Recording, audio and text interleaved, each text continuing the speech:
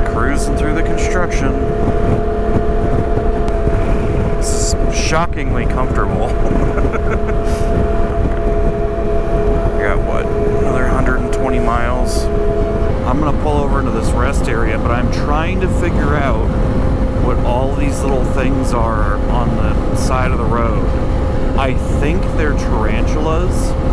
Nevada and Arizona and some other areas have like a migration of them periodically. Exit. Oh, they're like locusts or something. Good lord. They are. They're like crickets. They're not tarantulas. They're crickets or locusts. Yeah, they look like locusts.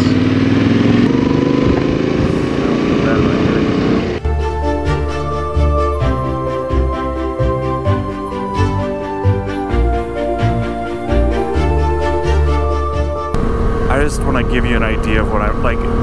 The road is moving. It's so gross. Oh, it's oh god.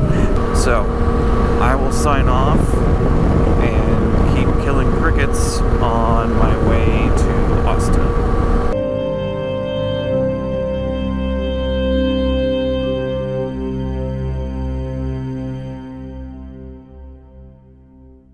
Welcome to the Cozy Mountain Motel, Austin, Nevada.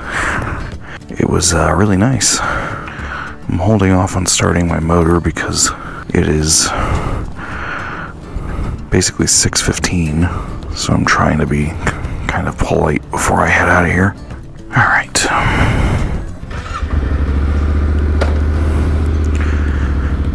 I go down around the corner and get everything booted up.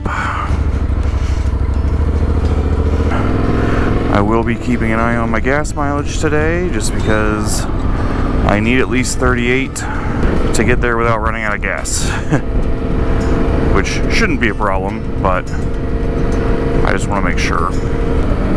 Austin's honestly pretty damn nice. It's kind of up on the mountains here to stay cooler than the surrounding terrain, and it's just neat. I did drop my tire pressures, so I'm about 25 front and rear. But according to the map and everything, this first section's pretty fast. It says you can make pretty good time, and then things kind of get more technical as I get closer to Elko.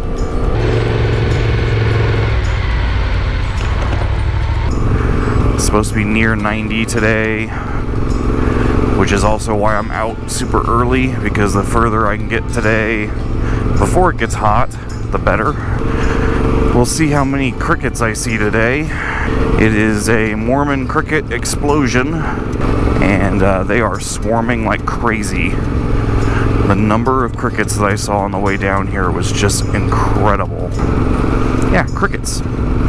Though apparently they're called Mormon crickets, but I guess they're not actually crickets. They can't fly, which I'm really glad of, actually, because if they could fly, I would have been dodging those damn things like birds all of yesterday, and that would have sucked. But they're in the Katydid family, so I was reading about them last night a little bit. But yeah, they're an interesting creature. They're also cannibalistic, so they think one of the reasons why they do these migrations is the ones in front are basically running from the ones behind them so they don't get eaten.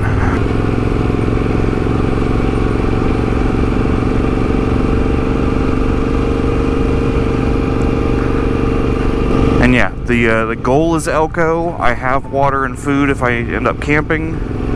So if I don't make it to Elko tonight, not a big deal. If I'm just end up going slow or whatever, I can camp up.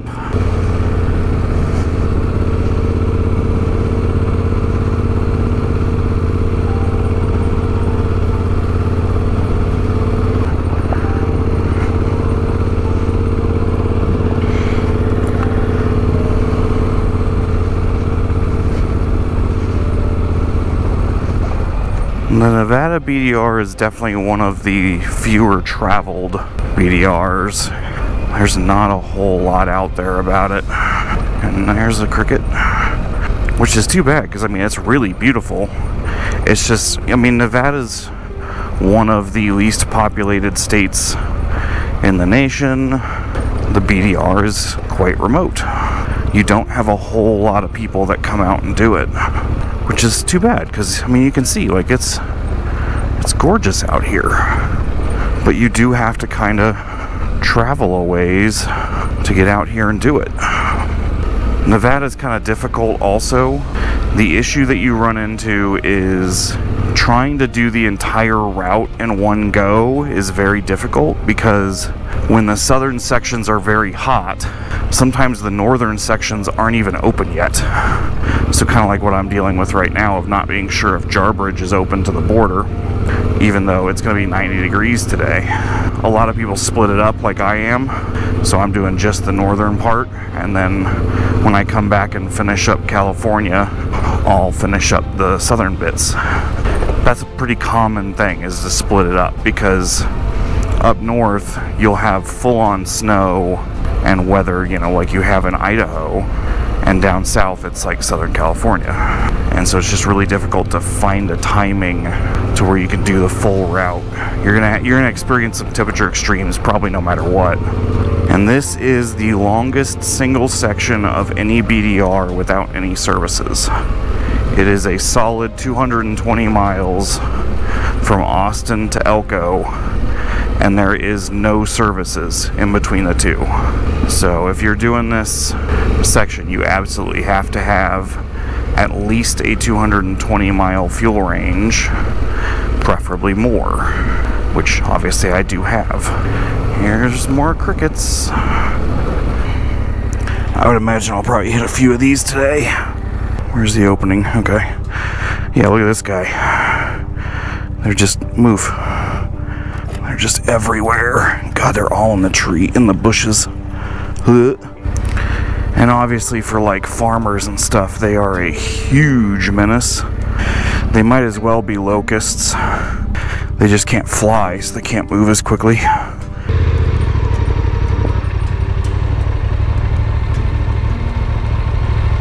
I just can't see. That's pretty loose in there. Let's go up high. There we go. But yeah, not really trying to move particularly fast or anything like that. Just steady progress. According to the description, I spend a fair amount of time on like a big gravel road, which it shows I'm oh, here's the Pony Express trail coming up. So the Pony Express was an express mail route that ran basically across Nevada and into California. Can't remember where it started. Oh, here it is. But basically, it was before the railroad had been completed to connect to California. And they needed an express mail route, and they came up with the idea of basically riders on horses with stations about every 20 miles to swap out horses, and in some cases riders, and they would basically hand off the mail.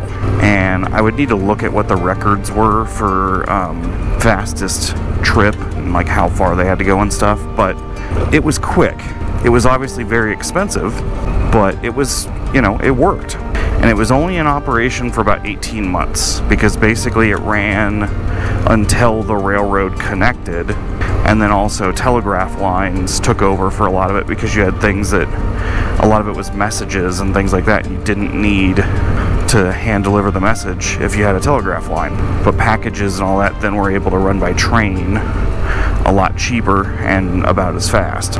And so yeah, you had young people, you know, the average age was 19 or 20, might have even been younger than that, riding like hell for basically 18 months until it got shut down. But yeah, it's just a really interesting period in American history that we actually did that, and it worked. Pony Express riders had to deal with bandits trying to steal the packages, Native Americans, heat, injuries. I mean, a lot, you know, it was a dangerous friggin' thing. They got paid very well for it, but it was dangerous as hell. And a bunch of the old Wild West people or Buffalo Bill Cody and like stuff like that, they claimed to have been Pony Express riders when in reality almost none of them were. Just about everything that a lot of those show people said they did was completely made up. The movie Hidalgo, which is a great movie, like, don't get me wrong, I really love that movie. Oh, hi cows. But basically everything that he said and everything about that movie was completely made up and fabricated. The races that he said that he took part in didn't exist. I don't know if they were in Saudi Arabia or whatever, but whatever race it was that, you know, the Ring of Fire or whatever the hell they called it, didn't exist. It wasn't a thing. Great movie, completely fictional though. But this wasn't. People actually did this thing. They rode across here on a horse, which is pretty f***ing crazy. Yep, there's a sign for the Pony Express. There's a fair number of movies that either feature the Pony Express or were about the Pony Express. Obviously some of them are fairly sensationalized, but it was cool, you know? It was a ballsy plan. I mean, how are we gonna get the mail across this empty quarter where we don't have a railroad or telegraph lines, and we need to get packages and messages across as quickly as possible? Let's put kids on horses and have them ride like hell. But yeah, I mean, can you imagine coming across here on a horse with basically a canteen, a pistol, and a courier bag? I mean, they came across here with way less gear than what I'm carrying. I mean, I'm on a horse, sort of, but I'm going 200 miles today. They were doing 20 to 30 and then switching horses out. So let's see. Ooh, that's a big hole. Oh, there we go. Keep having to switch back and forth. I want the high ground because it's a little bit in better shape. And if you know Star Wars, you know you want the high ground. Oh, here I'm popping out on a road, it looks like, and saying goodbye to the Pony Express Trail. But yeah, there it goes. That's friggin' cool, though. I got to ride on the Pony Express Trail. Oh, and we're back to dirt. Okay. Okay, yeah, I'm on this for a minute. It's doing great things for my gas mileage. I think this is a solar plant, maybe? I can't really see it yet. Could be a mine. Is it aren't here? Nope. It looks like a power plant of some type. I see a bunch of transmission lines. Classified government research facility. McInnes Hills, I couldn't read it. It looks like a power plant. Oh, you know, it could be geothermal. It's the right area for it. I'm not talking about much because there's just not much to talk about. Yeah, I'm just sitting here doing, you know, 50 on dirt going across Nevada. No big deal. That is so pretty.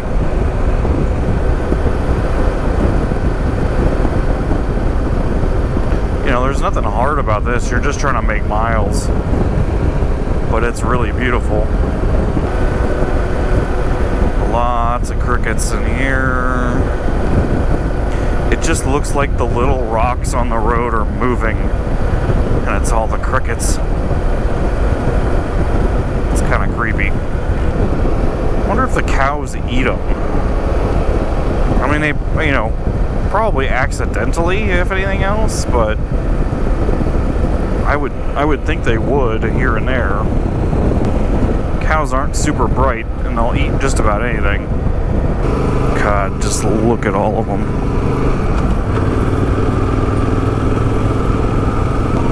It is interesting that basically all of them end up moving the same direction. I mean, it's literally just swarm logic. Like, the ones in the back are pushing the ones in the front further forward, but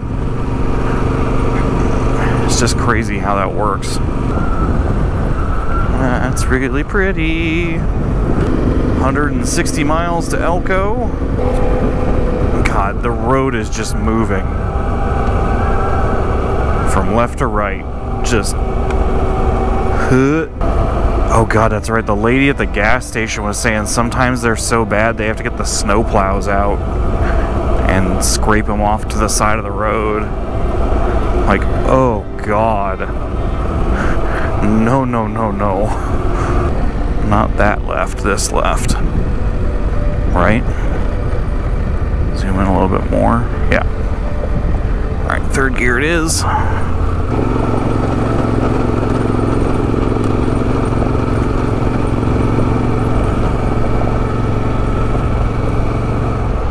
And where the f am I going? Oh, straight. Okay.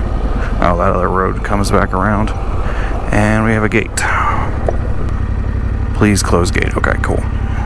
Shoo, cricket, don't bother me.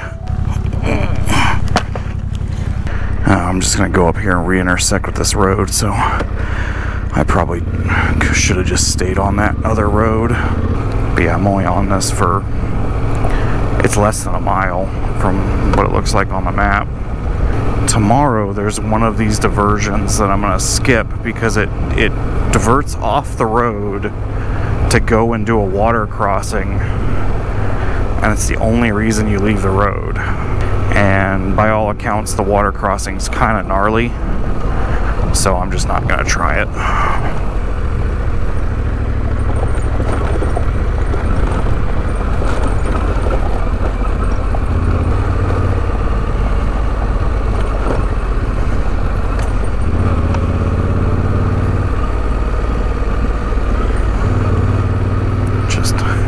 Just me and the crickets.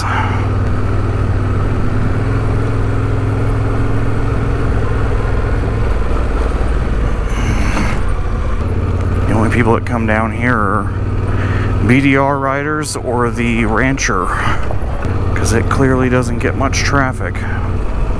I can't even see tire marks. Like, and the gate. Okay. Ugh. That one was on my leg. Ugh. Just off. They're so gross.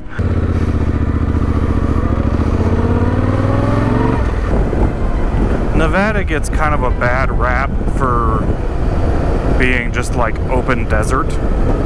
And I think it's mostly because it's like 80% of the state's population lives in Vegas. And that's at the very southern tip of the state. You know, I'm quite a ways north of Vegas here, and it's not just open desert. It's grassland and scrub and mountains, and it's really pretty.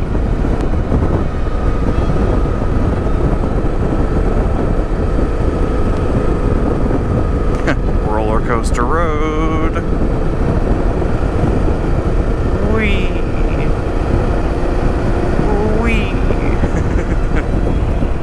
I mean, I don't expect that I'll get into Elko until 5 or so, but that's fine. I mean, hell, the sun's staying up until 9. Basically, my cutoff will be 7 o'clock. If I'm looking at it and seeing that I am not going to get to Elko until at least 7, if not later, I'll stop and camp somewhere.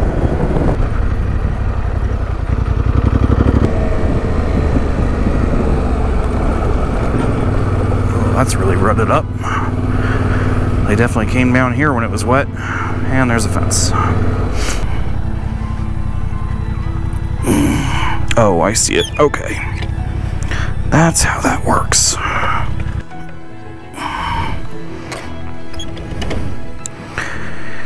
Alright.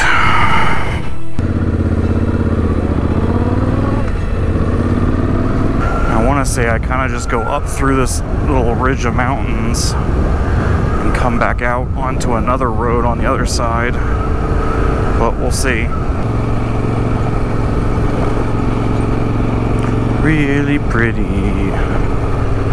Got some of the first bike tracks that I've seen. I don't want to mess with the bulls. Can you move, please? Thank you. Oh, let's go first. That's actually pretty steep. But yeah, you cross over one of these little mountain ranges and then you go back out onto the flats. And it's just that pattern all the way east and west. Highway 50, which is what goes through Austin, is referred to as the loneliest highway in America. It has one of the longest stretches without gas that you can have in the United States. But yeah, I mean, this isn't even particularly technical riding. It's just, you gotta stay awake because you're going downhill and there's a lot of loose rock. But overall, your traction's really good. That's cool. This looks like it might be a mess. We're gonna stay over here as much as I can. Oh yeah. And ride the ruts. Nope. Yep. Talcum powder. So we're going slow.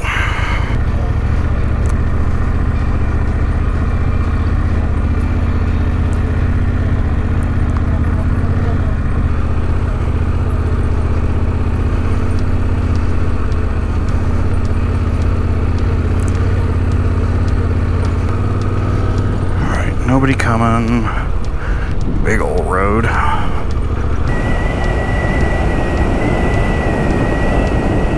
Cut just straight as an arrow across this thing.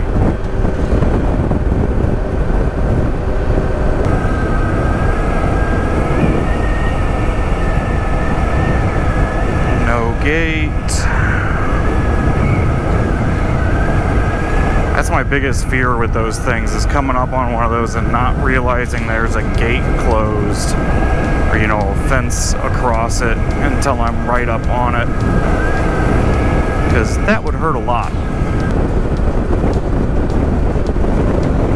That is an oh god, hello. Hi, vulture.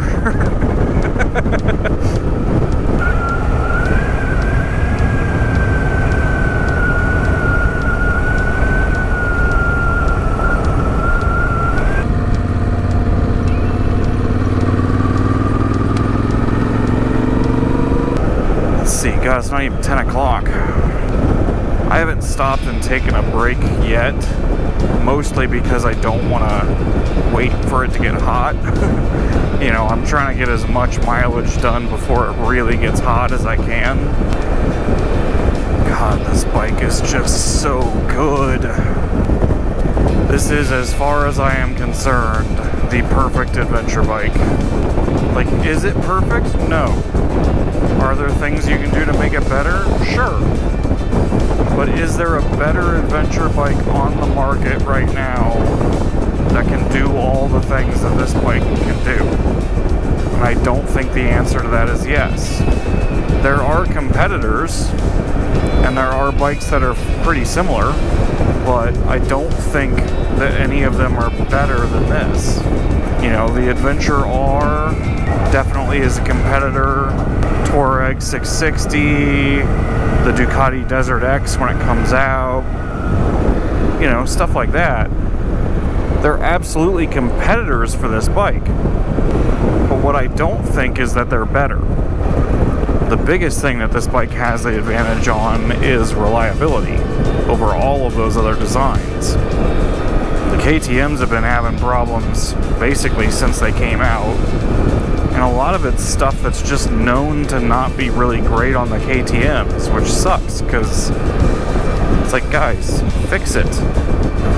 The Touareg seems to be an excellent bike, but, you know, it's an Aprilia. Like, nobody really knows how reliable it's going to be, and the support network isn't there. How many Aprilia dealerships are in the entire United States?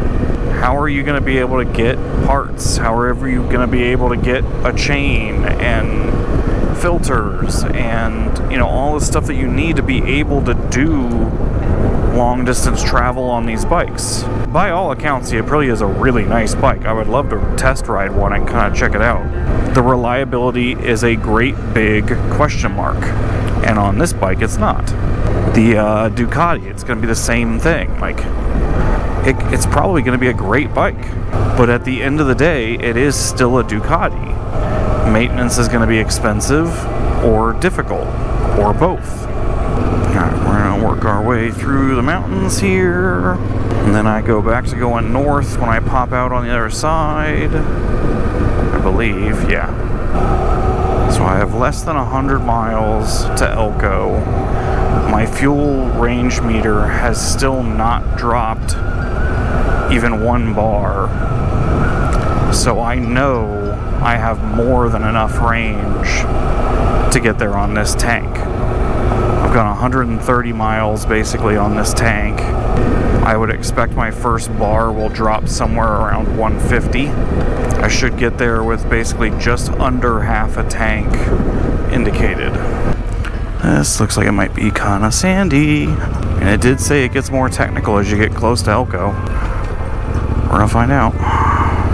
After that stuff in Utah, I don't ride just into it and hope for the best. This bike is able to handle sand. It just handles it better at a little bit lower of a speed. So far, this is all in pretty good shape. It's hard pack. It's loose in the middle, obviously. I mean, you can see that, but this is all fine. I'm going straight.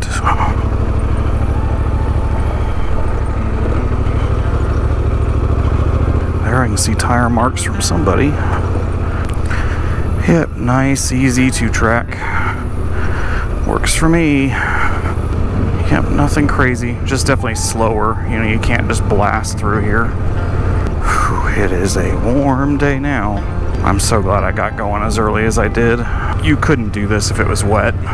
You'd be skiing through mud for 15 miles. I need you to move, buddy. Thank you.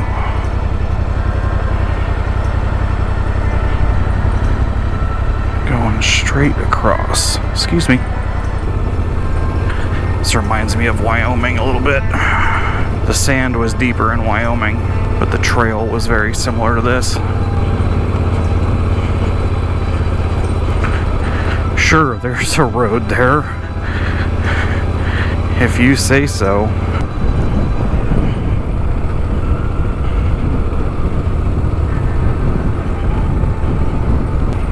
That's narrow. Oop, there we go. I would love it if this would open up into a little bit better of a road without as much ruts. Oh, I didn't even see the fence. Whew.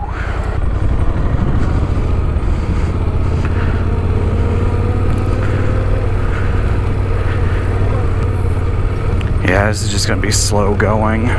It's not super difficult. It's just, you cannot go fast at any point. Oh, that's deep. Come on, don't do this to me now. Second gear it is. God, talk about the middle of nowhere. Thankfully this bike handles way better in sand than it did on the California BDR.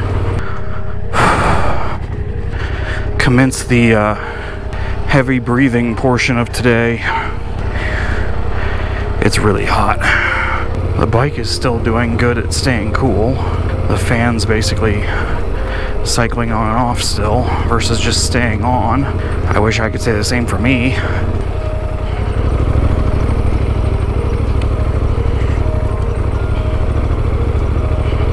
Let's go over here. And tomorrow I might see snow. Welcome to Nevada. This would not be the time to be finding out that you don't have the fuel range to make it. Because where the hell would you go? Again, the challenge really isn't the riding. Like, it's relatively straightforward. The issue is the heat. And it's just reflecting off of the dirt. So you're just sitting here cooking. The amount of heat that I can just feel coming up off the ground is incredible. Oh, there's a little bit of wind. Oh God, I needed that. Oh yeah, okay. Just stay like this for a while.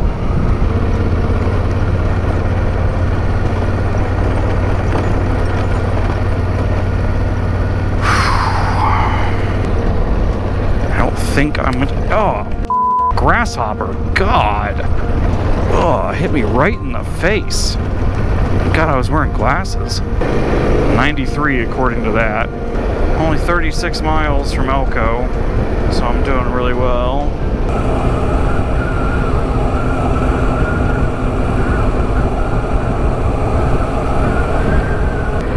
And here's pavement. Man, I got a headache. Like, I've been doing everything I can to stay hydrated. Alright, I will see you in Elko.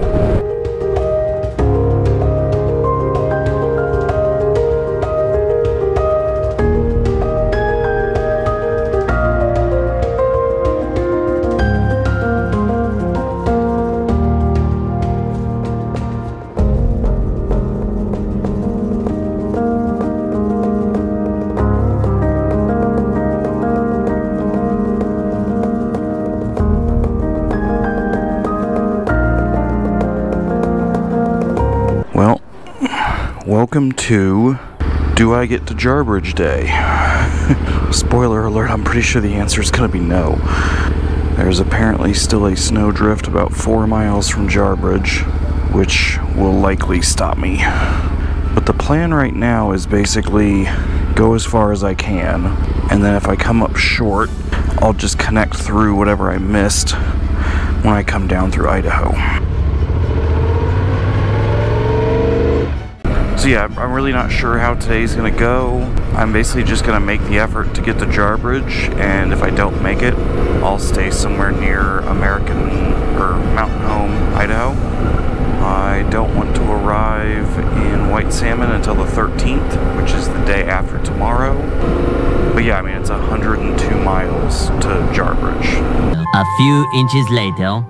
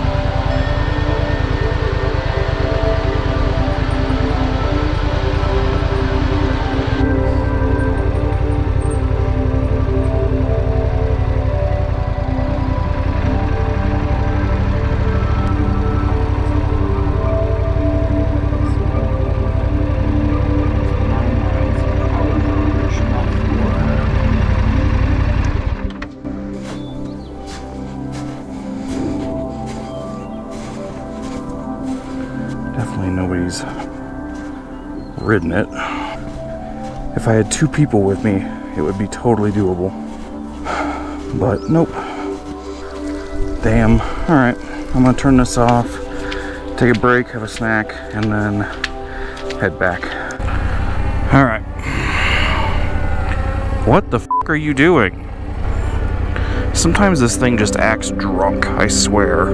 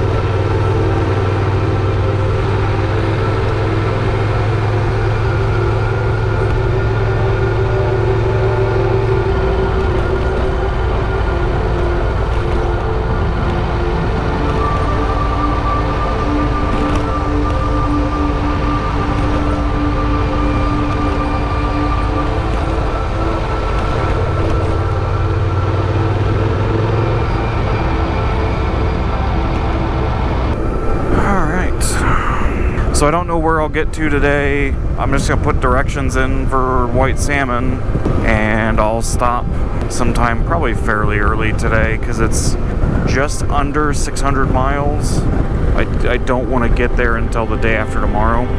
I can get there fairly early the day after tomorrow, but I don't want to get there until the 13th. But yeah, that was basically the northern two sections, the last two sections of the Nevada BDR. That was really a lot of fun. Austin to Elko was a blast. It was really hot, but the riding was fantastic. Oh, there's cows up here now. Hi, ladies. Just me. Whew, alright, turn you guys off.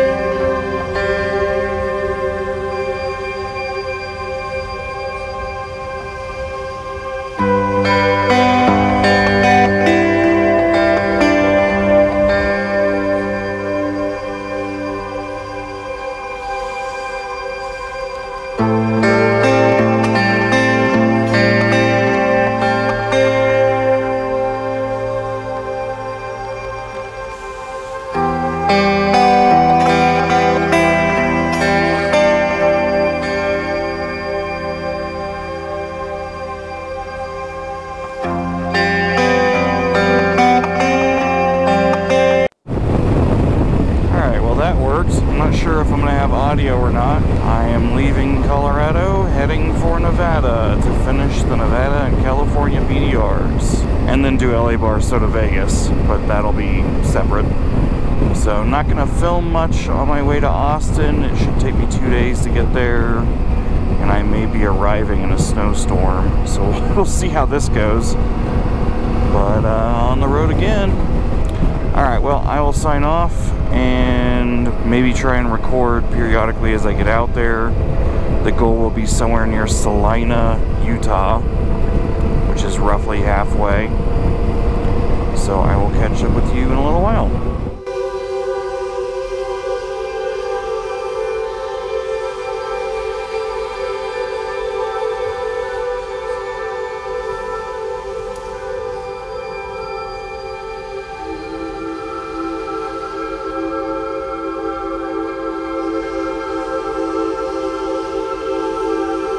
Tomorrow.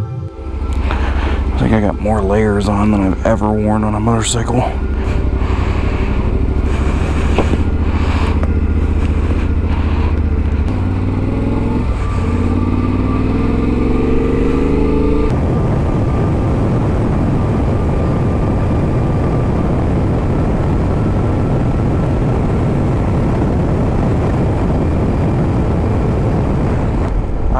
Nothing else, I might be able to film my accident. I'm just coming into Eli. This is just stupid. It's 28 degrees. It's heavily snowing. I have no idea if you're going to be able to see anything on the camera, but it's actually worse conditions than what it was when I was coming back from the Continental Divide. I'm at temperature-wise, I'm actually doing okay. My feet are cold for sure. So yeah.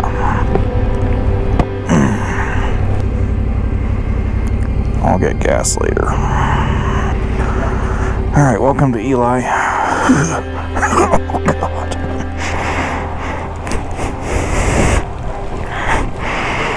Six and a half hours later. Alright, I'm gonna run this till I get into Austin. It's 18 miles away. It's 34 degrees. I'm quite cold. I'm not like freezing. Like my hands and my feet are pretty much the only parts that are legitimately cold right now. My heated hand grips are maxed out. They are working. It's just cold. You know, 70 miles an hour at 30 degrees is like a negative 20 degree wind chill. Yeah, there I am actually cold. The feet and hands were anyway, but there I'm actually cold.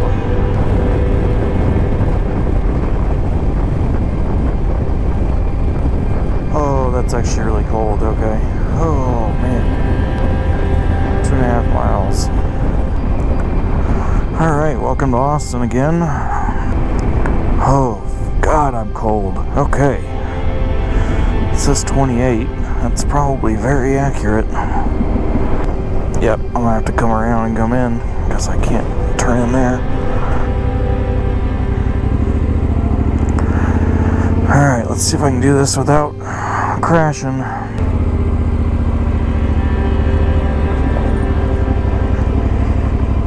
Whew. Oh, God. Success. I didn't die. Ugh.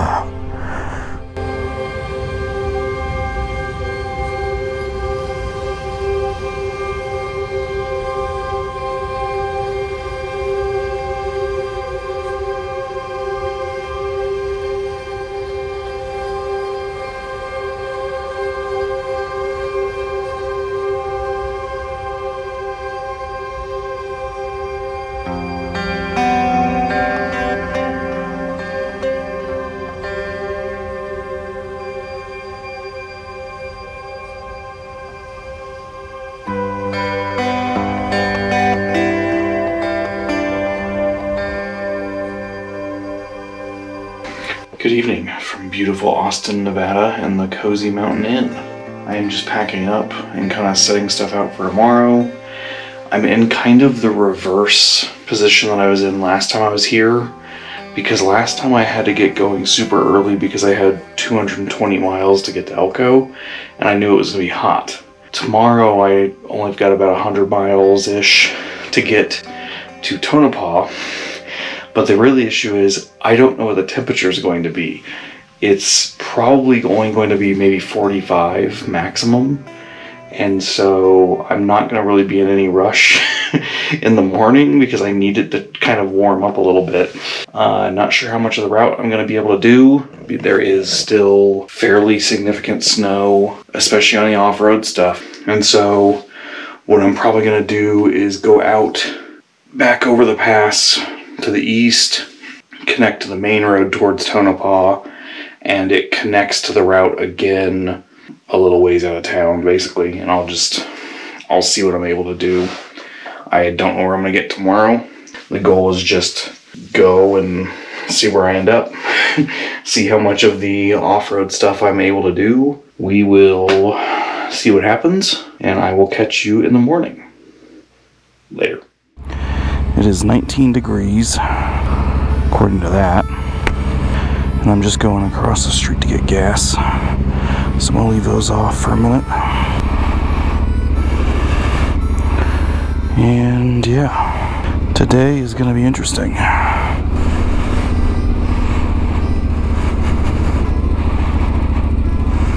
We're going to get up here and see where the off-road woods start.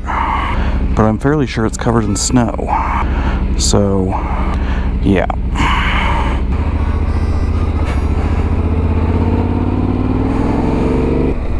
Let's take a look.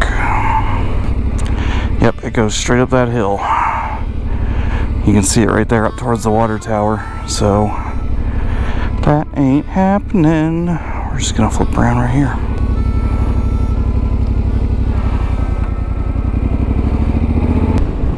So I'm just gonna record. I know normally I don't really record when I'm on pavement, but that may be all of today. You know, I don't really know what this is gonna end up being like.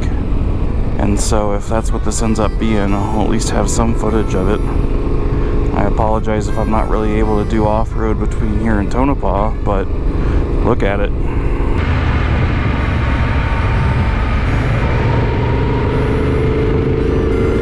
Alright, 28 degrees down here. I'm not going to be going 70. I'm not trying to freeze. I want to stay warm.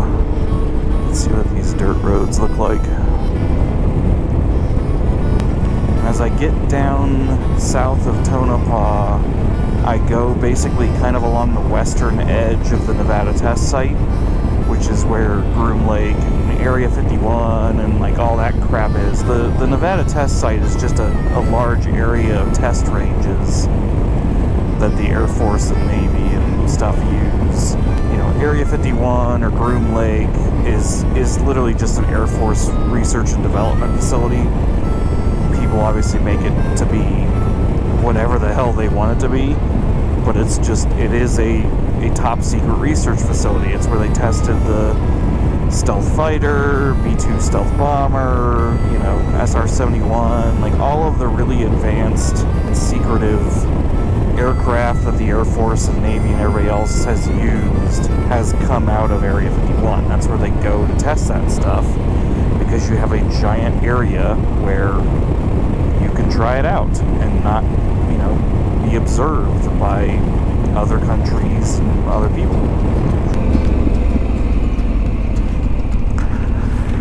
Alright, let's follow this for a minute.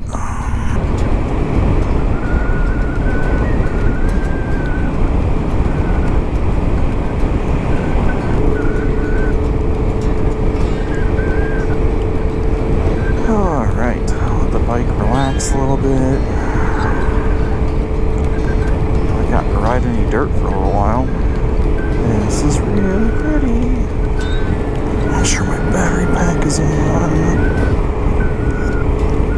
I have the Enduro batteries in my camera, so they'll hold charge better in cold weather, thank God.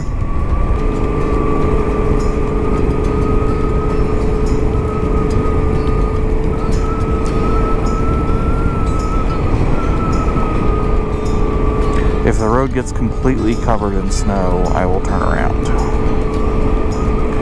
That will be my cutoff.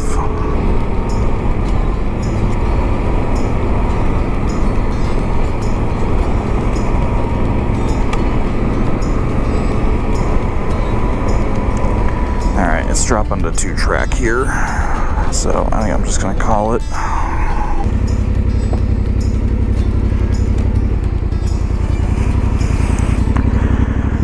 Cause I ain't trying to do something stupid today. The reason I'm turning around now versus trying to keep pressing on is I know that I have an easy workaround. If it was something that I needed to get through, then obviously I would keep going. Like, none of that was difficult or anything. But I have no reason to try and press on and connect through when I know that the route actually loops around to the east of Tonopah and does like a whole little loop thing that I don't need to do. It is 27 degrees and it feels like it. It is not warm right now. For everybody in the rest of the world, that's like -5, I want to say. But yeah, if you're using Celsius, it is, it's cold. 25. It's getting colder. How is it getting colder as the sun comes up? And onward to Tonopah. That's basically the last location where I would intersect with the route, so I'm pretty much committed to going all the way to Tonopah on pavement now.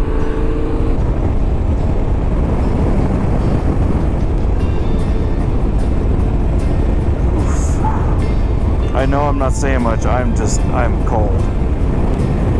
12 miles from Tonopah. It is up to 39 degrees. I am still quite cold. Oh, that's right, the Clown Motel. It is a strange place. We'll just say that.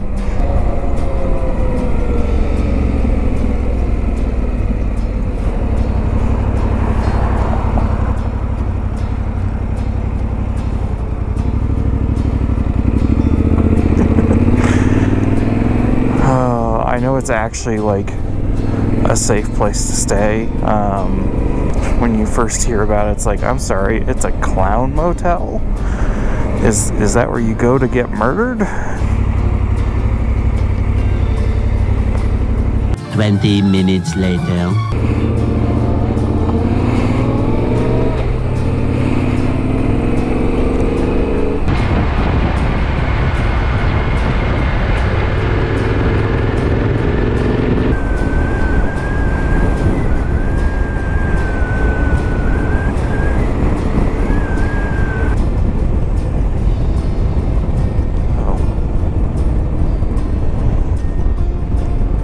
Was my turn.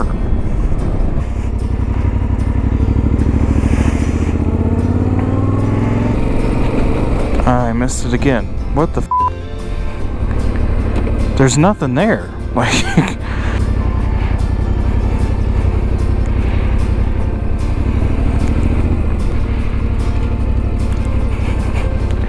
I think the GPS track is wrong. Because there's nothing here, guys. Let's do this. This should be a way to re-intersect with the route.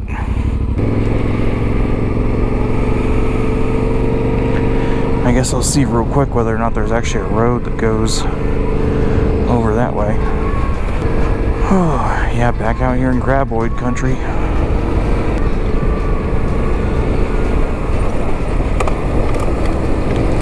Gravel wash. There we go.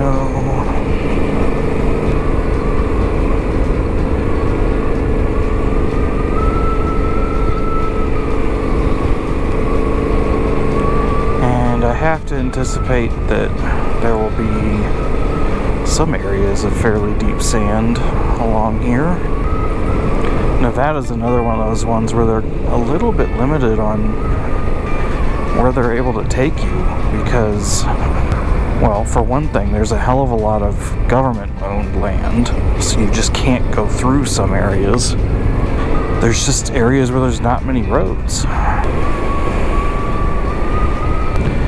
If anything, all of this will be very good practice for LA Barstow to Vegas. I won't have luggage on for that, so the bike will handle a lot better. And I do plan on taking most of the easy routes because I'm just doing it for fun. I'm not looking to prove anything.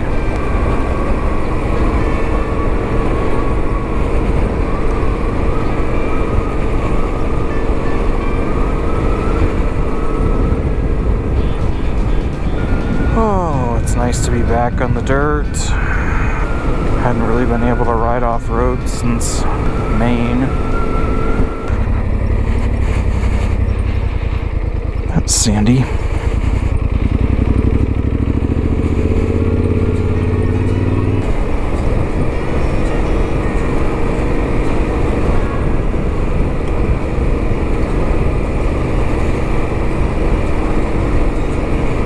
That's really deep. Oh! Yeah, welcome to talcum powder.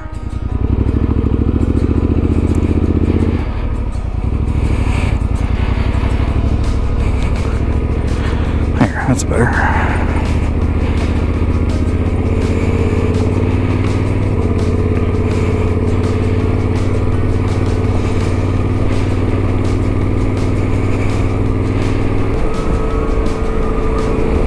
It's fourth, right? Yeah, okay.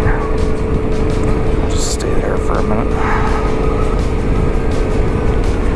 I mean, like I was saying a minute ago, I was expecting sand, so no surprises there.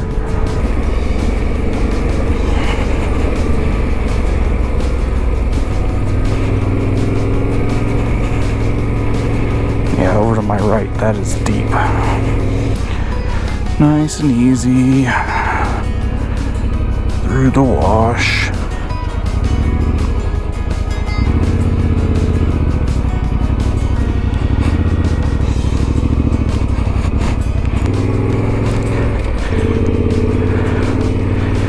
There we go.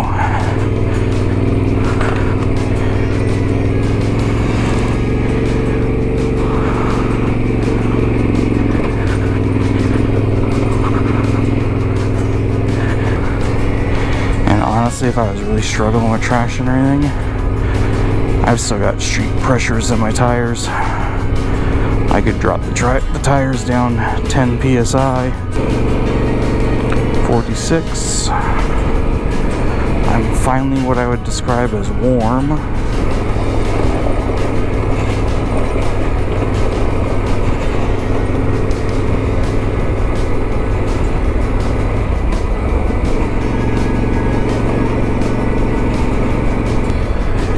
Coming up here is Gold Field, not Gold Point, Gold Field.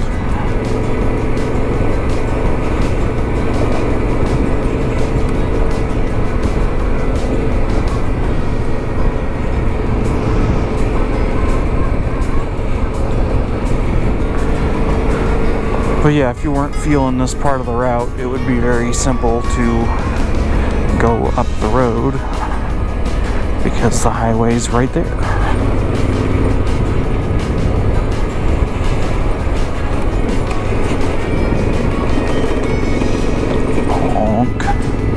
There we go.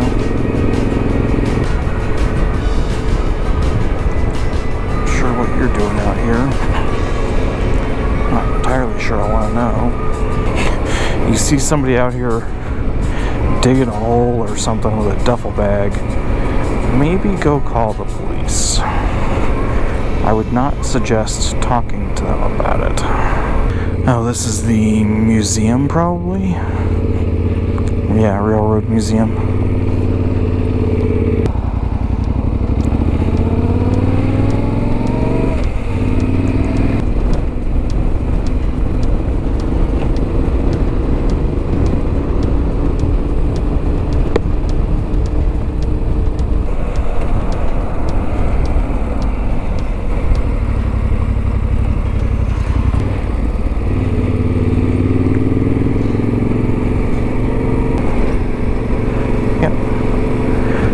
Wild burrows. Hi guys, you're fine. I'm not gonna do nothing to you. How you doing?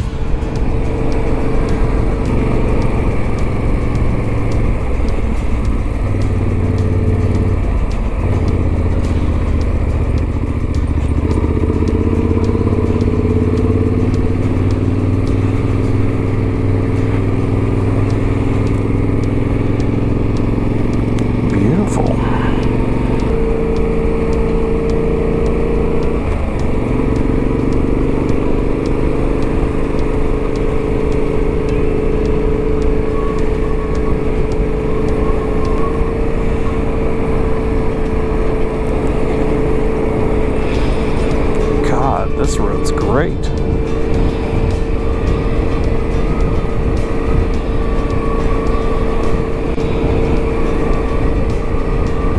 Did they like just grade it or something? Like, I don't. It shouldn't be this smooth. I'm kind of blown away by how good a condition this road is in.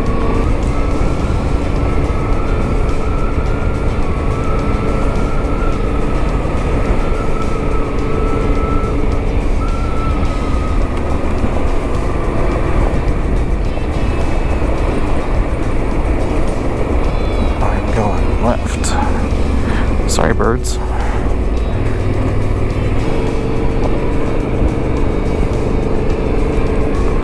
Yeah. Welcome to Nevada. Now that it's not 25 degrees. Whew. That sucked this morning. Like, that was thoroughly miserable. 45 is totally fine. Even 40 would have been okay for this stuff. But yeah, 25 is just not any fun at all.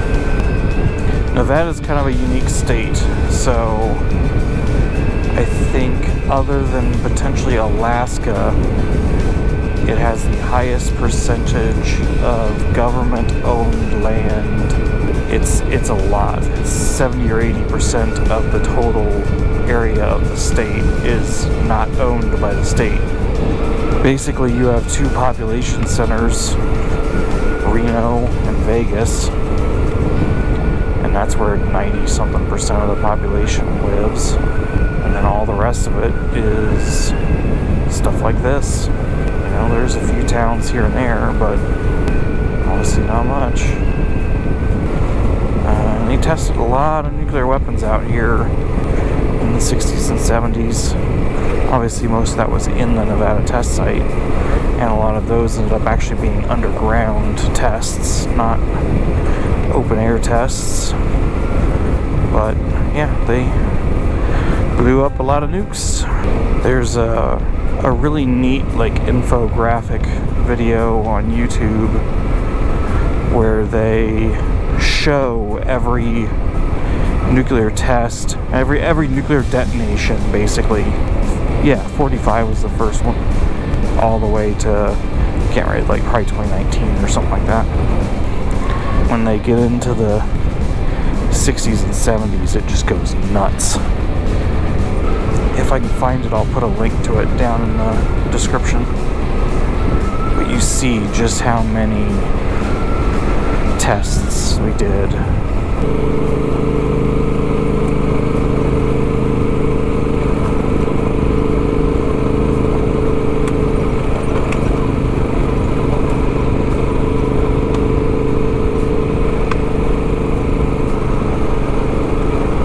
There, I'm starting to get back up into the snow line.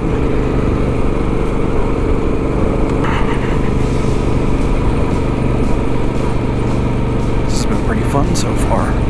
There's definitely some challenges. If you don't like riding loose stuff, you're probably not going to enjoy this very much.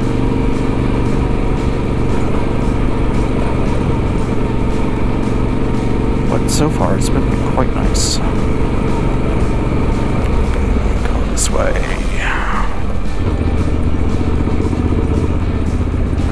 Right? Yes, okay.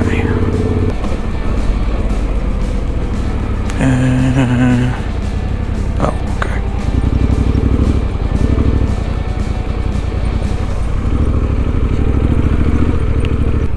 Yeah, I don't want mud. Oh, we're gonna see what this turns into.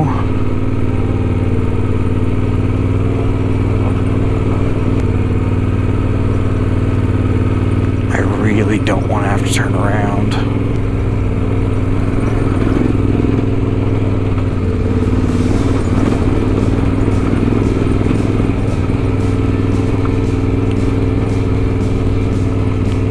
God, that is pretty. 30 miles from Gold Point.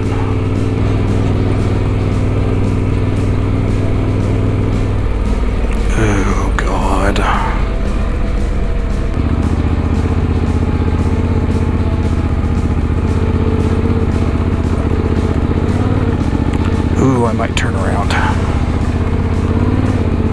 Yep, this is turning into a money mess. We ain't doing that. Nope. Yeah, that's not happening. Not taking that chance. Come on, roll.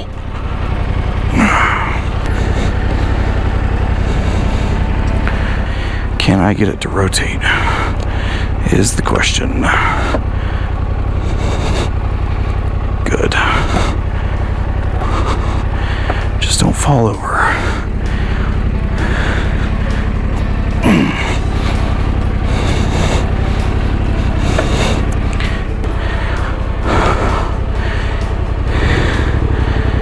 Let's get out of this first.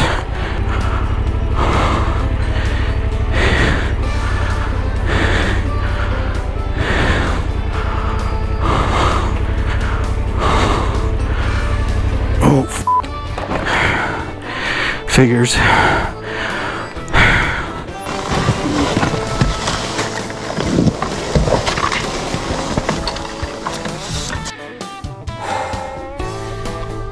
Whew.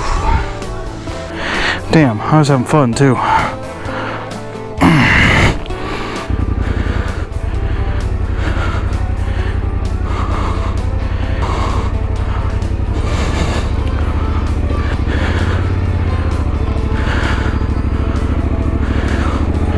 There we go.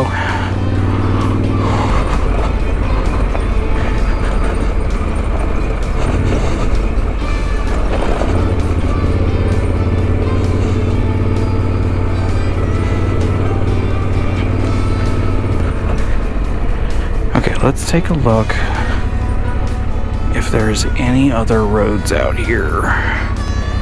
Nope. If I see something going off to my right, I'll take a look at it, but I think I gotta go all the way back out to the pavement. Let's see, it's what, 2 o'clock, 2:30? So yeah, I wanna get where I'm going, because, you know, it's getting dark at 4 or 5 out here, so I'm really not trying to ride in the dark. I do have a headlamp, whatever. For riding at night, but yeah, I'd rather not use it if I can help it. That's really too bad. This is a really fun road.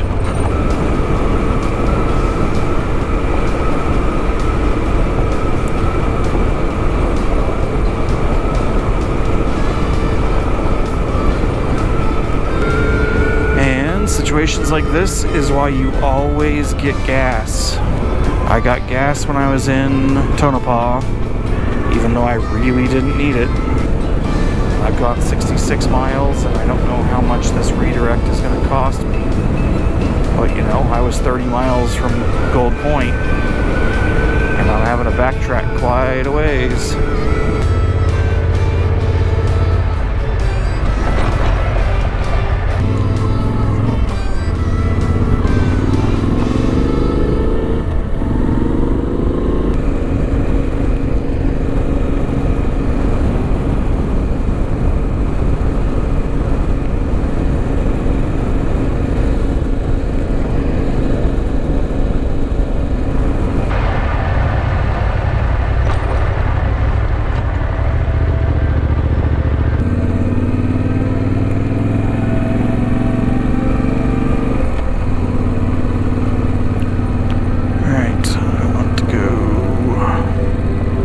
This way. 146 miles to Pahrump. Why does it not give me a note for Beatty?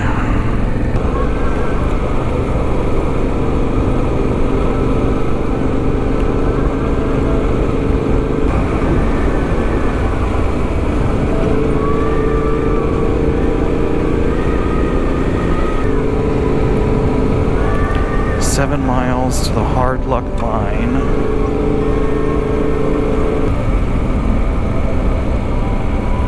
Oh, that's beautiful. Wow. Please tell me I'm still recording. Yes, okay. That is so pretty.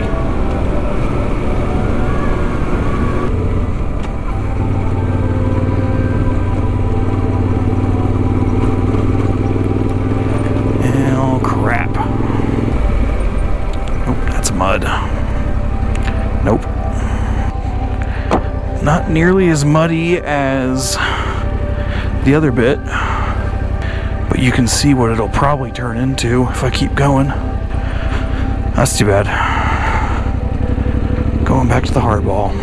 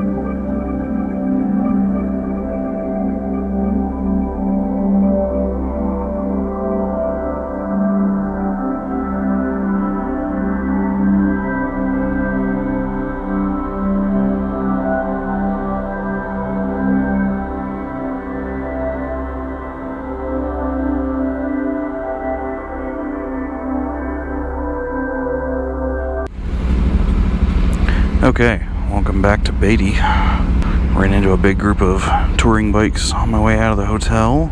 Got locked out of my room because the door wouldn't work. The key worked fine. The door was damaged and so it wouldn't open. So that was fun. It's 8:45 and we're gonna get on the road. I heard from somebody who did Prim to Pahrump yesterday, and they said they hit patches of mud and stuff, but it wasn't bad. And the goal is either Pahrump or Prim, depending on where I get today. And I may need to take a day or two off as I get closer because I'm going quicker than I expected. I go straight to dirt. Yep. Ash Meadows National. Okay, so it's only 91 miles to Pahrump. I had somebody ask me, they're like, hey, if you wanted to avoid the sand, what would you want to avoid in California, Nevada, and Arizona? And I basically said, Arizona, you could avoid most of the sand if you just don't do the section around Sunset Crater. If you want to avoid the sand in California and Nevada, you probably need to go ride somewhere else. There's quite a bit of it pretty much everywhere.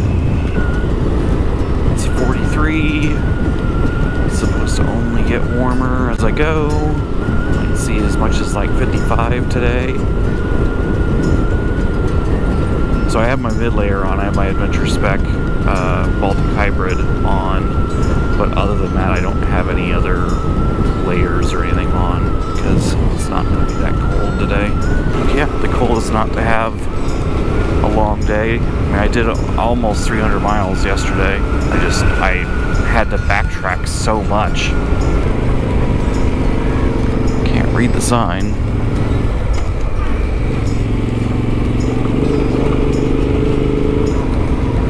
High voltage, yeah, okay. Not gonna worry about that.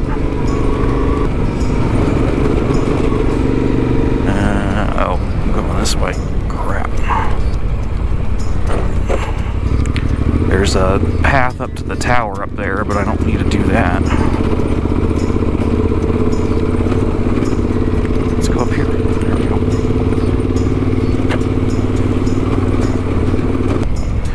Yeah, this is that 2-track I saw on the video.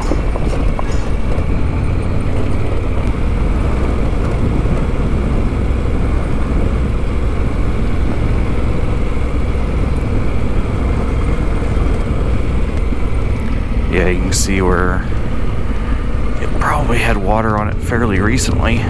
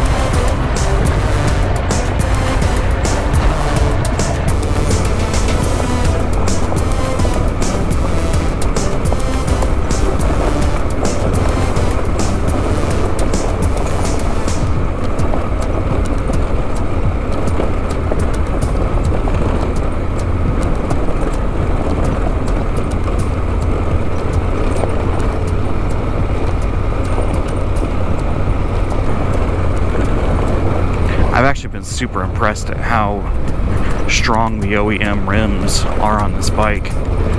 You know, a lot of people with, especially BMWs, but a lot of people in general have issues with OEM rims being really soft and prone to bending, and that's why Woody's and DID and everybody stays in business, you know, Excel rims. Like, I've done all this stuff.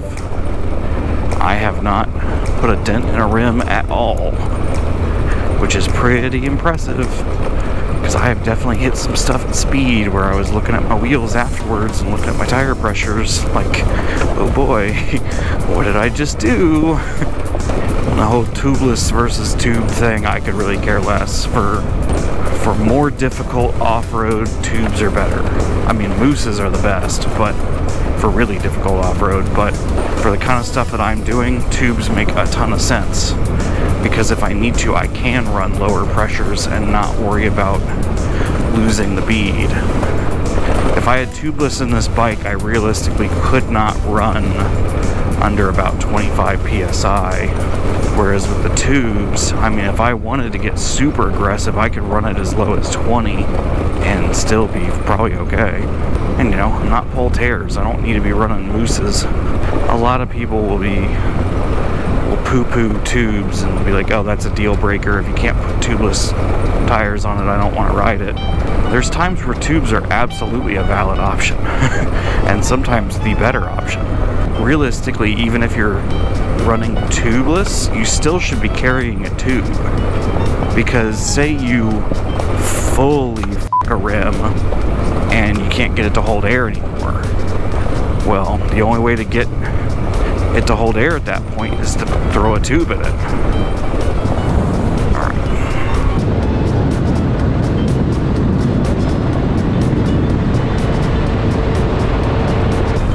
I got the Adventure Spec linesman pant on the way. Should get to my parents today. It's more of a, like, it's designed to wear and feel like a hiking pant, and so it's a little bit more breathable. It's not as heavy as these. It should just be more comfortable, basically. So it should be an all-around better pant for what I'm doing. I do okay with, I've been doing fine with the Mongolia pants, obviously. It's the third year or so that I've been using them, but having something a little bit more comfortable that's still protective would be nice. I'll probably only have them for either the latter half of California and then LA Barstow Vegas. I may only have them for LA Barstow Vegas, but we'll see.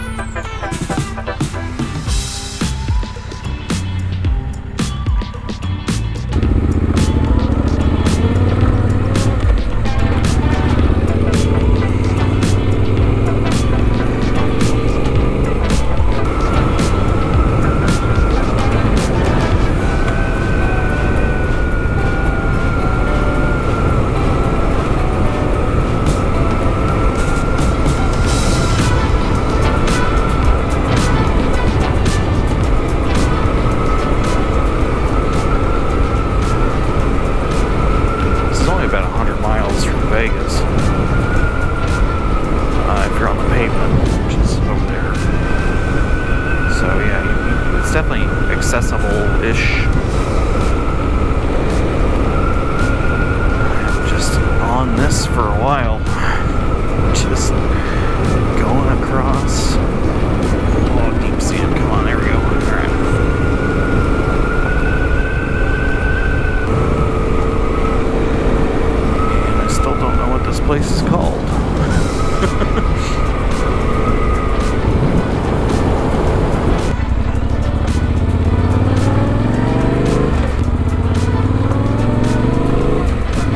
There's the smoke I was seeing. Wonder what that is.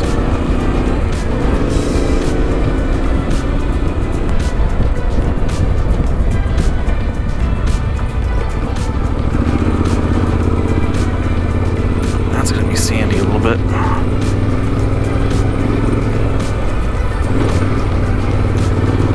Oh, that's gonna be really sandy. Okay.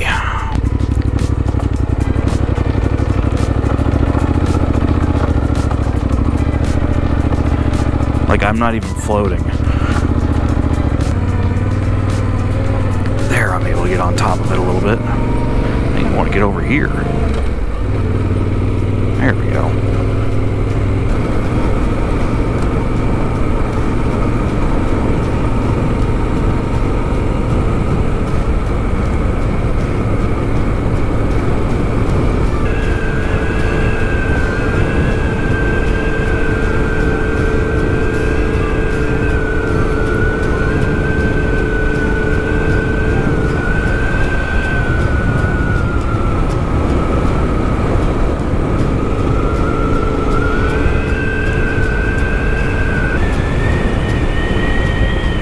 Basically over these mountains directly ahead of me and kind of up in this area is all Area 51, Groom Lake area.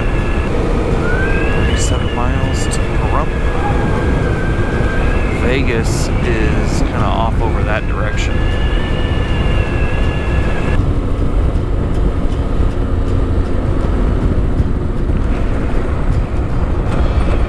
He's flagging me down. Let's see what the deal is.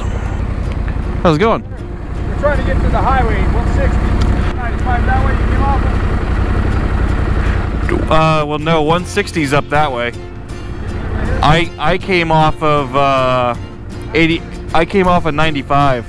Okay. So if you hang on, You got GPS on that thing? Right on. if you follow this, you'll hit 160. That's where I want to hit. Yeah, yeah, no worries. Yeah, he's just a little lost. He's on the right road. Hello, gravel.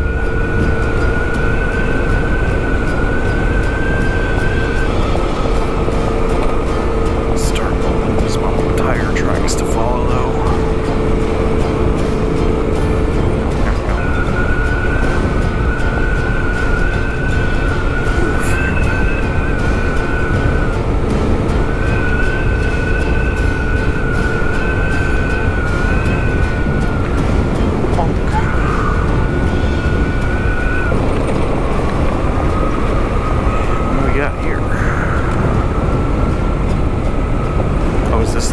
Yeah, okay, this is the wildlife refuge.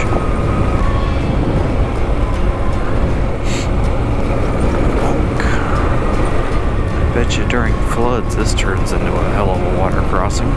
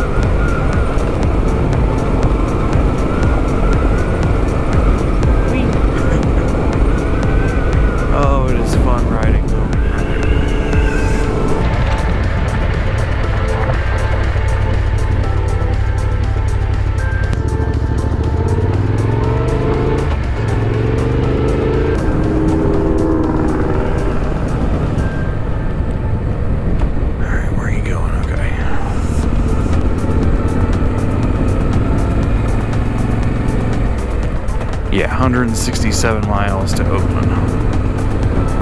So don't need to rush down to there.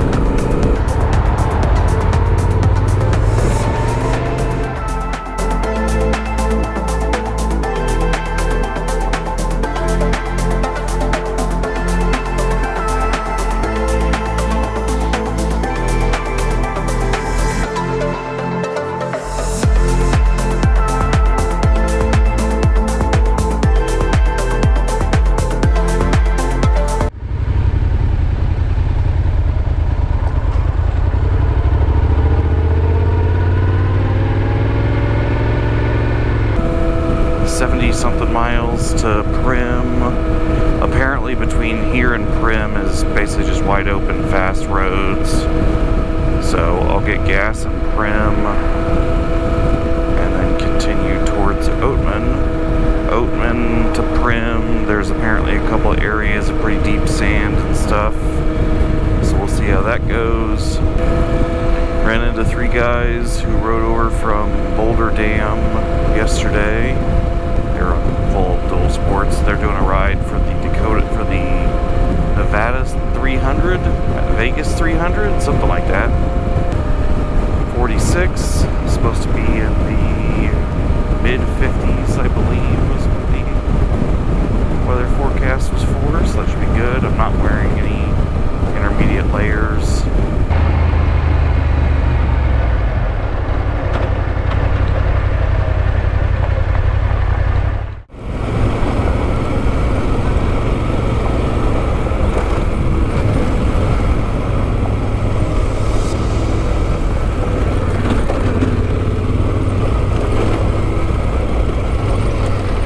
This is gonna be fun.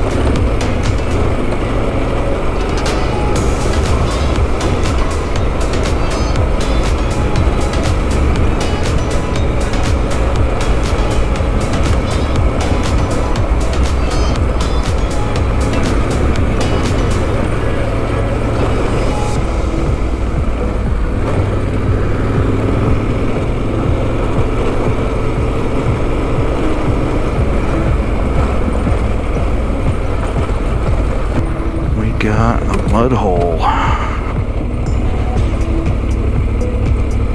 That's not bad. I'm gonna go right here.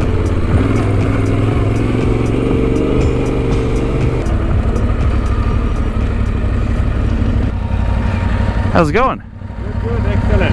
How are you doing? Nevada BDR. Yeah, me too. Going the other way. From north to south, or? Yeah. Oh, okay. I started in Austin. Oh, you started in Austin? Yeah. Haven't seen too many of those around. Yeah. Wow, you are fully I've been on the road since April. Oh, nice. So, yeah. But yeah. I did that Idaho BDR 3 weeks ago. Did you hit snow or was it clear? No, it was okay. Oh, good. Yeah. It's not clear now. Yeah. Well, cool. Well, have fun on this road because it's a blast. Oh, yeah? Yeah. Too. Oh, one more thing, very important. Yeah. Right. I put it here because I have accident. I have a sticker right here. Yeah. With the sticker too? I've had a few close calls with people where it's like, dude, you're on the wrong side of the road. No, I hit the ranger. I hit the ranger. Oh God. So, all right, we'll take it easy. All right, take care.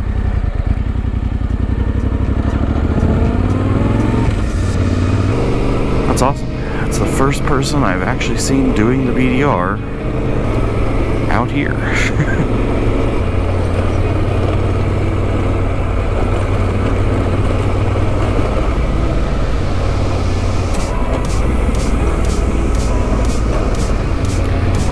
Oh God, okay. Go right there.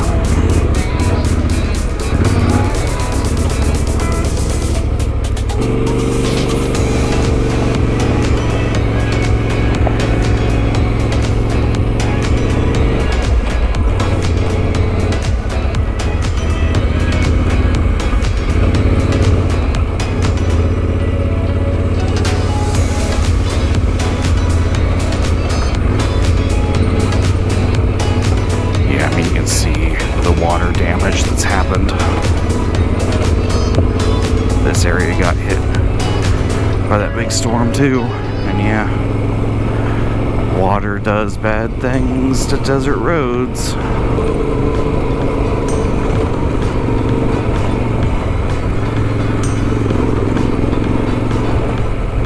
It's like trying to pretend that it was paved at one point.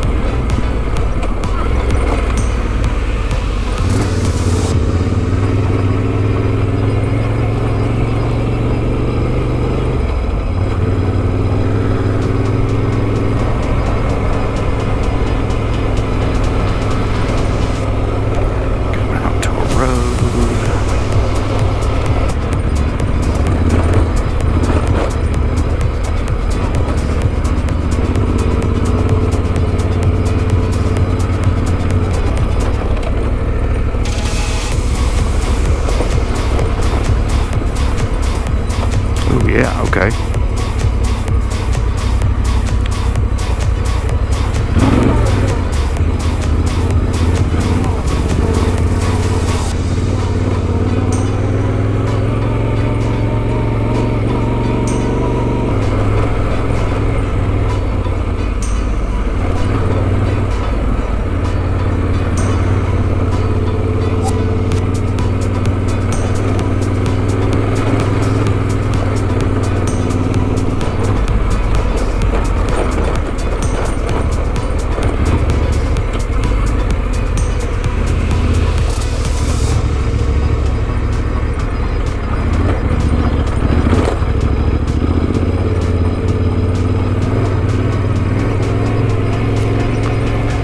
Yeah, I bet 2 days ago that was a bit more muddy.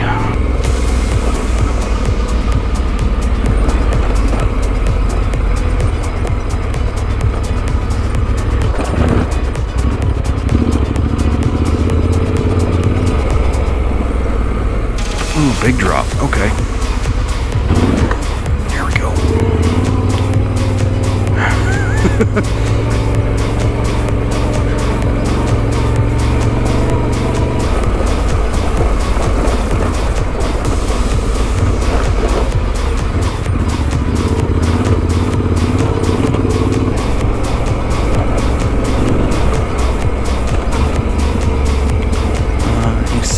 Ravine. Oh, big one. Okay.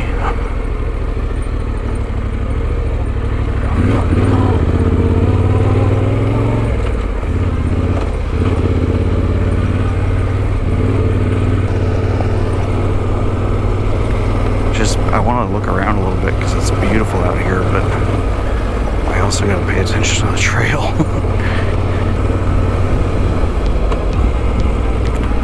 That's mud. Let's go over here.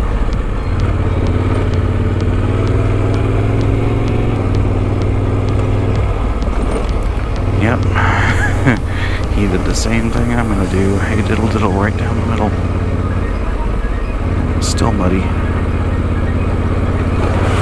Okay. Stand straight. Alright. Oh, it's at least consistent, if nothing else. You know, it's not super difficult. If you don't like riding sand and like loose stuff, I would have to say probably just don't do California and Nevada, because that's most of what it is. that's just the reality of it. Most of it is fairly loose. Some of it's really deep. And so if you're not wanting to ride in sand and loose stuff, I wouldn't come out here. Go ride other stuff. You'll have more fun. If you want the challenge, then yeah, come out with some friends and see how you do. Oh, Nevada has been fun.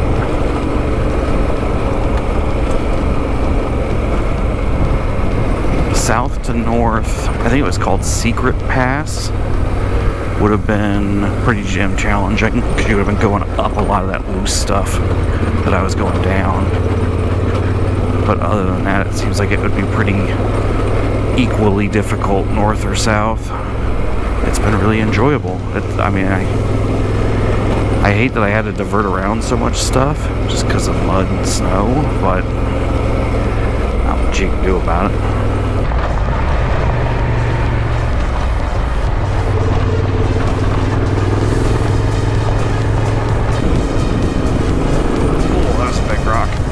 There's some really big rocks back in here. Back here down.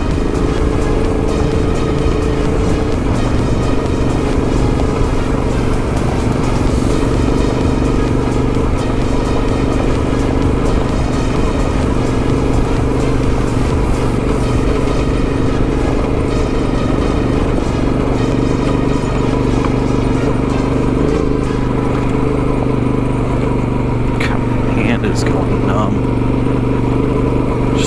Try and hang on to the throttle.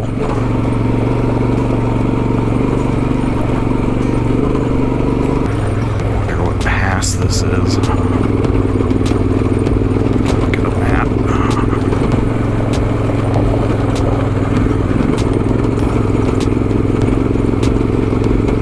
Oh, Jesus.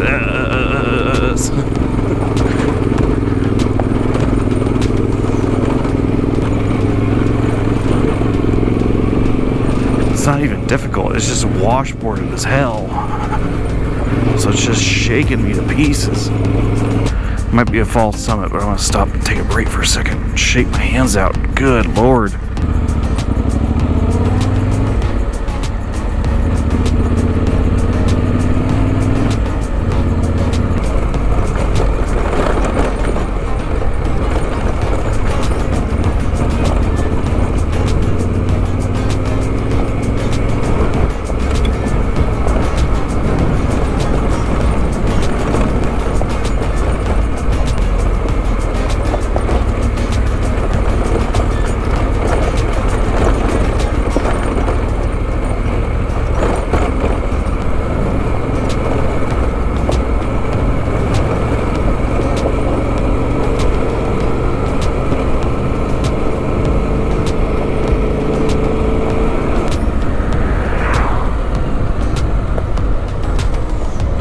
Desert tortoise. Alright.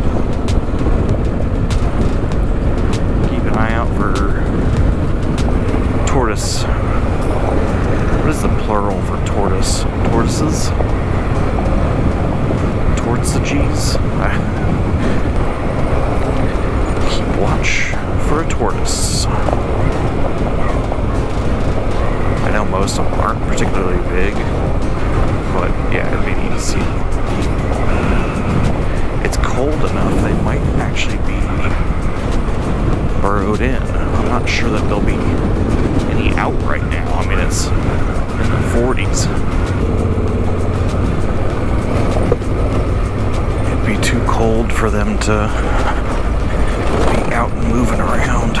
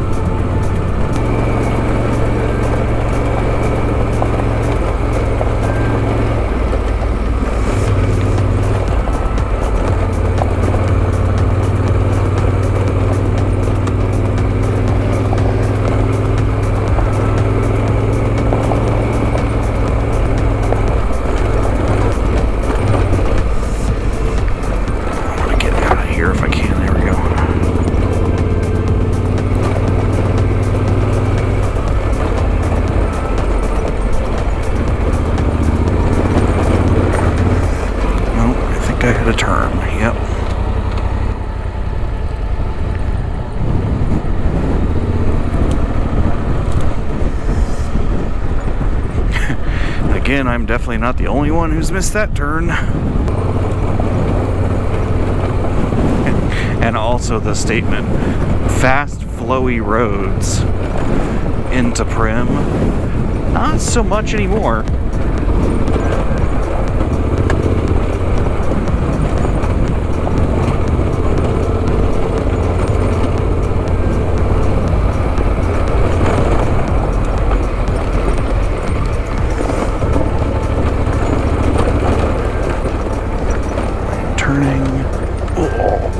Oh boy, oh. As you can see, deep gravel.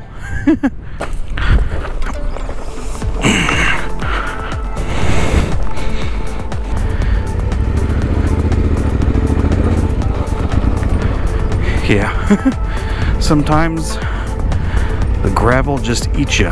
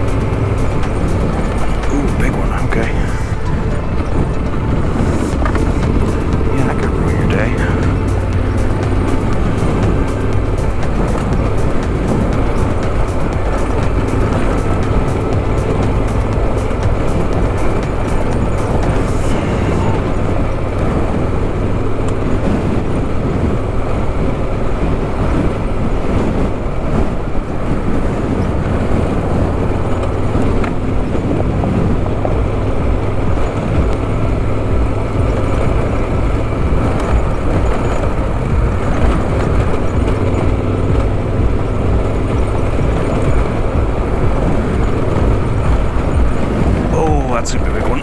Oh, yeah, bottom of the fork's out. God. Yeah, that's why I can't go fast.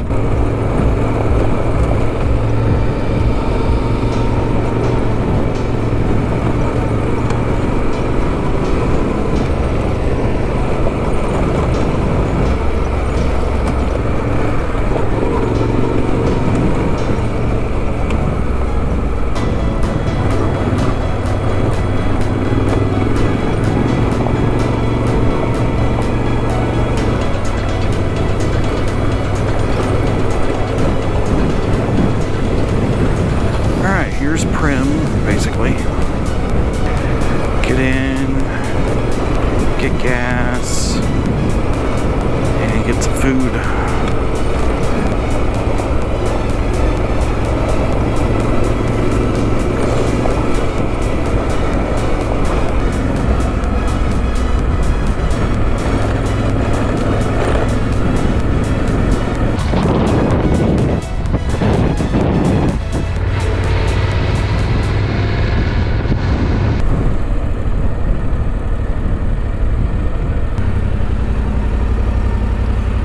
Eventually,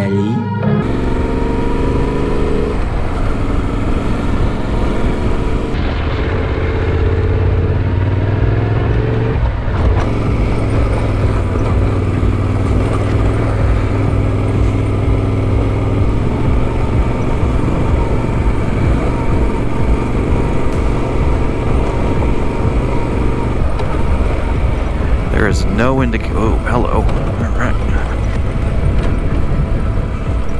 Whoa.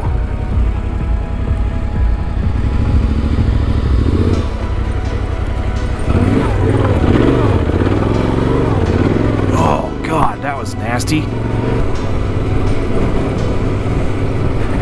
Yeah, good luck with that on a big bike.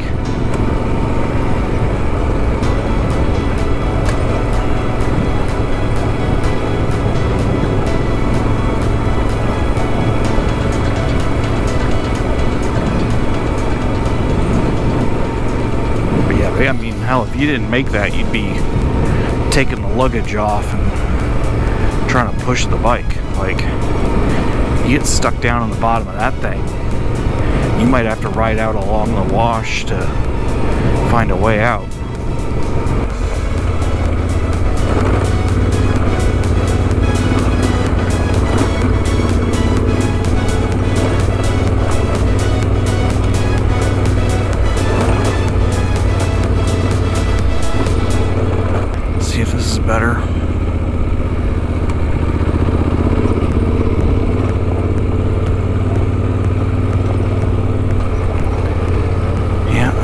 what happens out in the desert.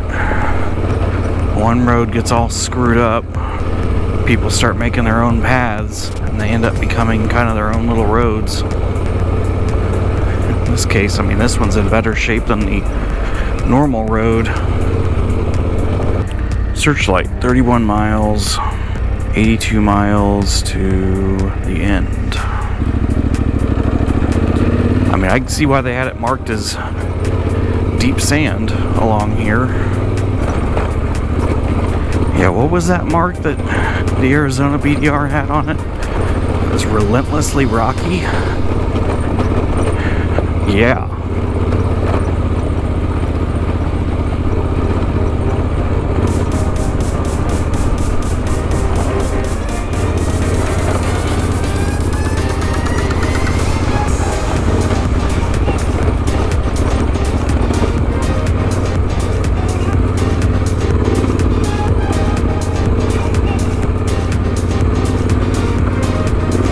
That's deep.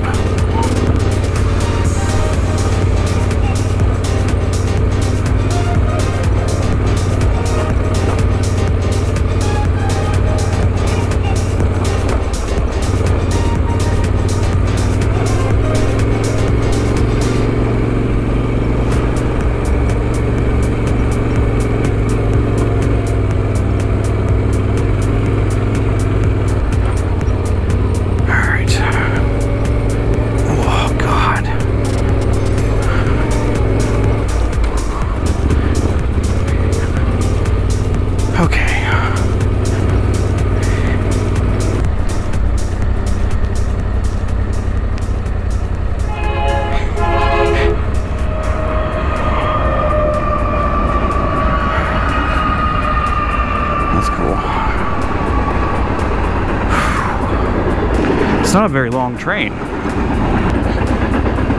Kind of surprised.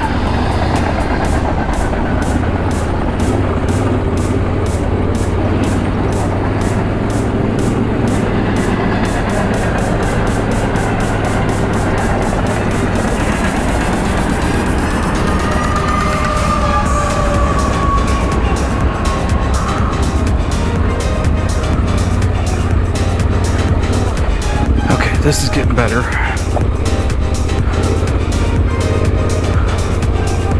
Oh, what is that? Third gear?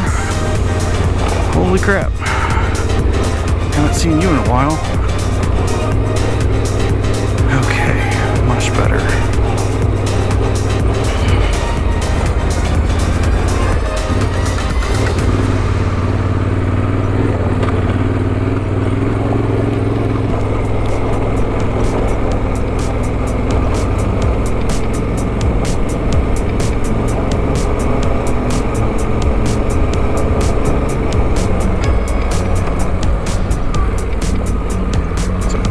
Second.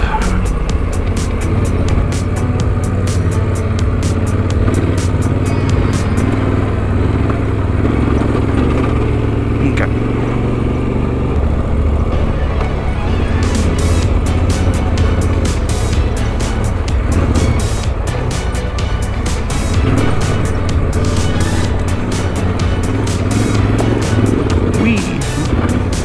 There we go.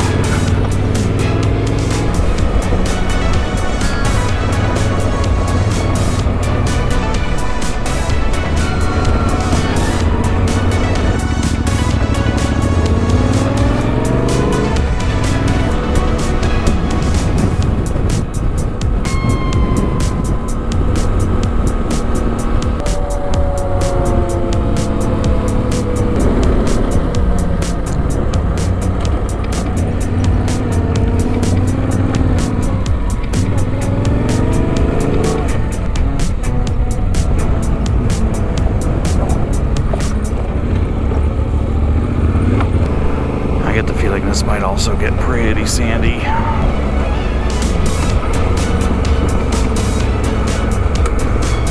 Big rock.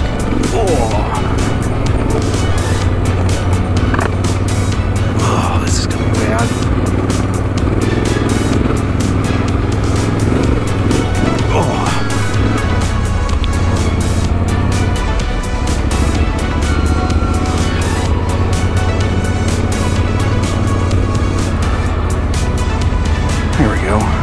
the side-by-sides are just pounding this to mush. Here we go.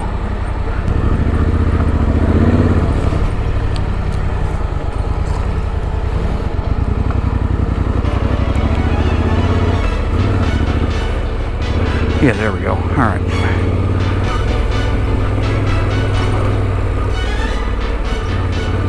You can see pretty much everybody else did the same thing.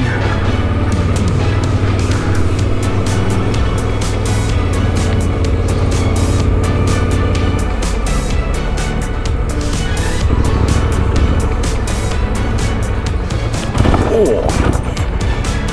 Saved it. This looks a lot better than what it was.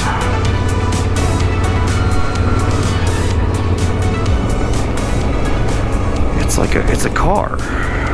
What is a car doing out here? Trunk is open. I don't see anybody. Honestly, it probably got dumped.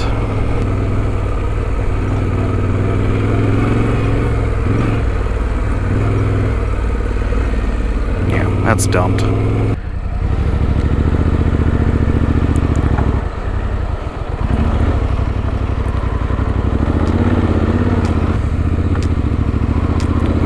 There we go.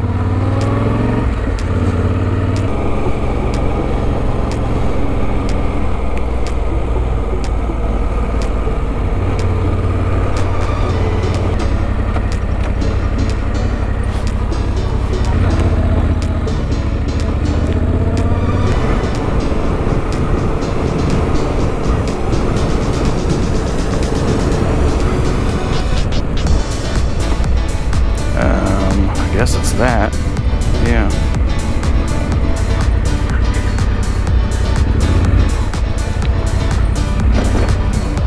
Oh, God.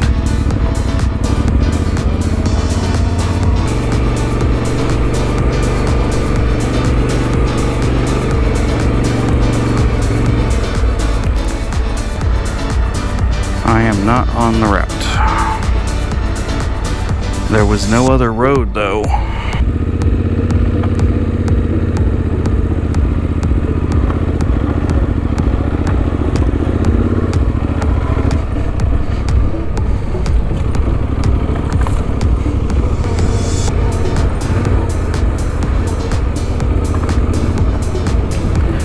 Here's the road.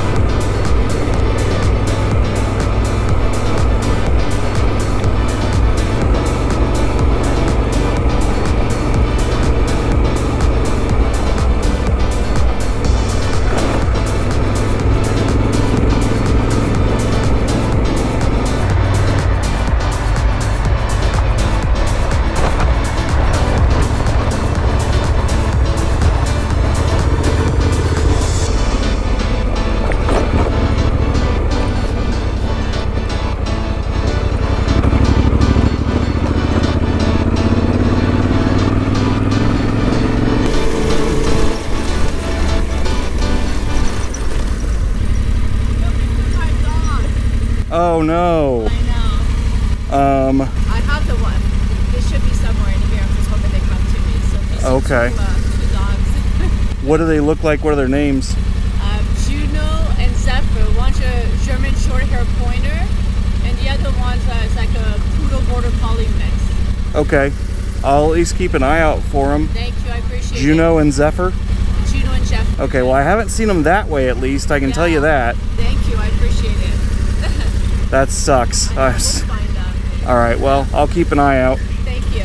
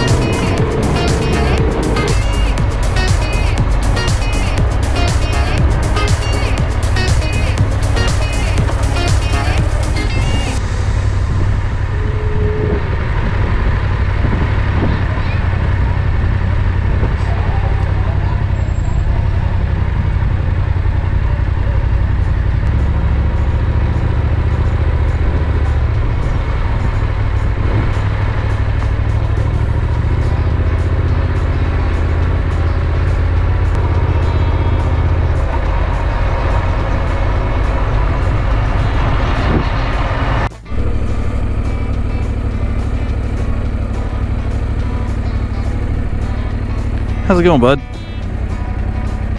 You just gonna chill on the road? Alright, well, don't get hit, please.